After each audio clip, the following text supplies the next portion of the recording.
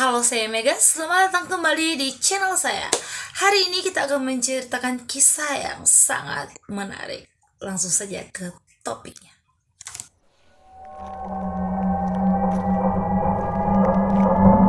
Apakah kalian pernah dengar dengan kasusnya Pauline Picard?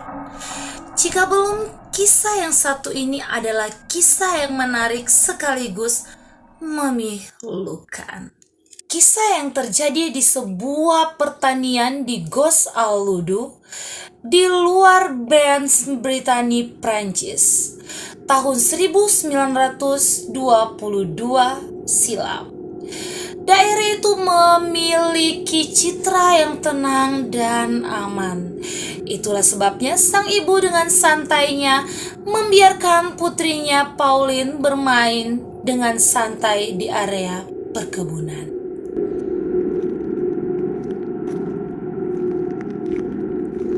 Pas udah lama, si ibu udah ngerasa kok anaknya udah kelamaan ya. Kayaknya perasaanku gak enak nih. Nah, si ibu mulai manggil-manggil si Pauline keliling daerah perkebunan, tapi gak kunjung ada jawaban. Sang ibu yang sudah menyadari anaknya telah hilang, melaporkan kejadian tersebut kepada polisi. Sejak saat itu, seluruh warga di kota beramai-ramai mencari Pauline untuk membantu pihak kepolisian. Media cetak lokal, La Petite, menganggap peristiwa hilangnya gadis kecil ini sebagai gadis yang menghilang tanpa jejak. Kalau ngikutin standar keamanan di sana, 40 jam pertama itu penting banget untuk menemuin korban hilang. Biar bisa dipastiin apa korban hilang tersebut masih hidup. Bukan cuma di sana sih, sebenarnya di Indonesia juga protokolnya kayak gitu. Namun setelah 3 minggu berlalu, orang tuanya sudah mulai berhenti berharap dan berasumsi mungkin si Pauline dimakan hewan buas di dalam hutan. Emang sedih banget sih, orang tuanya sampai udah pasrah gitu. Soalnya kan ini udah 3 minggu gak ada kabarnya, dan posisinya ini si Pauline masih berumur 2 tahun. Logikanya, gimana anak kecil berumur 2 tahun bertahan hidup sendirian di hutan 3 minggu lagi? Coba kalian pikir, gimana caranya dia bertahan hidup di sana? Sampai akhirnya kabar soal ditemukannya seorang gadis yang mirip dengan Pauline, sang ibu rela berkendara sejauh 250 mil atau 400 km ke Zeeburg demi untuk bertemu dengan putri kesayangannya. Emang ya, kasih seorang ibu itu gak ada tandingannya. Bayangin loh, 400 kilometer itu jauh banget. Tapi sang ibu nekat pergi ke sana. Kalaupun dipikir lagi, kemungkinannya 30 dibanding 70. Belum tentu yang ditemui di sana itu anaknya. Tapi benar saja, sesampainya di sana, sang ibu menangis histeris sambil berteriak, "Itu putriku!" Dengan sukacita, pasangan Picard segera membawa pulang putrinya.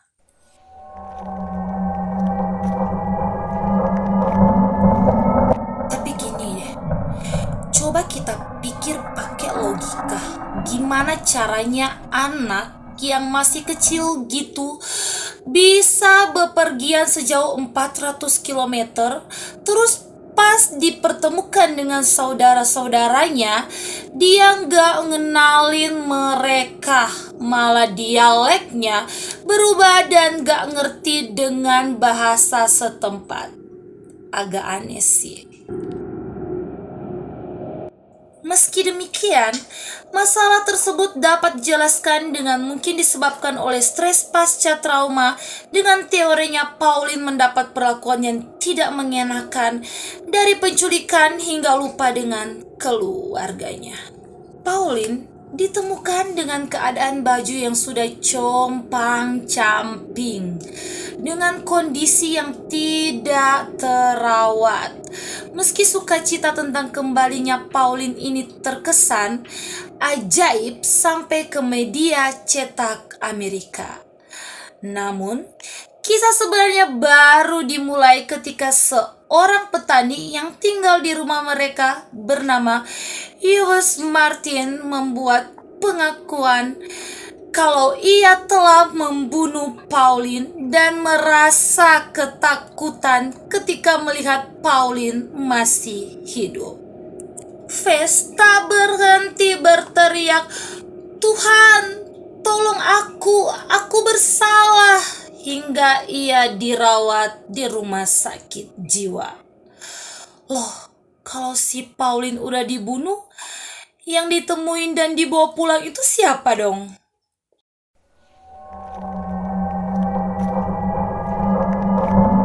Pada tanggal 26 Mei, 1 bulan setelah ditemukannya Pauline di Cherbourg, seorang pengendara motor menemukan mayat gadis di sekitar pertanian Picard dengan kondisi kepala dan kaki tangan yang sudah lepas. Yang anehnya, pakaian yang dikenakan sama dengan pakaian yang dikenakan Pauline ketika menghilang bersama dengan pakaian kotak-kotak, jaket biru navy, dan celana hitam yang dikenakan Pauline saat menghilang. Yang lebih anehnya, mayat itu ditemukan di lokasi yang sudah disisir berkali-kali oleh para polisi. Namun New York Times mengatakan mungkin sang pembunuh sengaja memindahkan tubuh gadis itu agar segera ditemukan. Tunggu dulu, bukannya si pelaku udah di rumah sakit jiwa ya? Penemuan yang paling mengejutkan adalah ditemukannya kepala seorang pria dewasa di dekat tubuh anak kecil itu. Dengan ini membuktikan bahwa korban dari pembunuhan tersebut bukan hanya Pauline dan pembunuhnya masih tidak diketahui. Penyelidikan tidak menentukan siapa pemilik tengkorak tersebut dan tubuh Pauline yang malam dimakamkan di bawah nisan yang diukir dengan namanya. Kedua orang tuanya mengadakan pemakaman untuk anaknya. Dan anak yang ditemukan di Cherbourg, dia telah dipastikan bukanlah Pauline dan dikirim ke panti asuhan oleh keluarga Picard. Tidak ada yang bisa memastikan identitasnya dan sayangnya ia meninggal beberapa bulan kemudian akibat campak tanpa ada bukti DNA siapa sebenarnya anak ini. Sampai detik ini, misteri soal Pauline dan anak yang satunya lagi belum bisa terpecahkan. Gimana menurut kalian? Apakah ini berkaitan dengan dunia paralel atau memang benar dengan statement yang mengatakan di dunia ini kita memiliki 7 kembaran yang bahkan tidak kita kenal? Gimana jawaban kalian? Komen di bawah.